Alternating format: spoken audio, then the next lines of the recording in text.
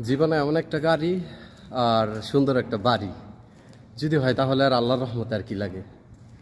তো যখন এই কথাটা বলি তখন আরেকটা বিষয় মাথায় আসে, আমাদের যে এলাকা, সে এলাকায় এই গাড়ি যে চলবে, চলার মতো যে রাস্তা, সে রাস্তা নাই। অনেকবার টাকা আসছে রাস্তা বানানোর জন্য, তো নেতা ফেতারা বেশি বেশি টাকা খাইয়া অল্প টাকায় রাস্তা বানাইছে। যে রাস্তা বড় বড় ডিস্ট্রিক্ট ট্রাক আসে, এই ট্রাক সেই ট্রাক আইসা তো রাস্তা নষ্ট করে দেয়। যদি রাস্তা ভালো চাই তাইলে নীতিবান, যোগ্য এবং আল্লাভীতি একজন নেতাকে সিলেক্ট করতে হবে।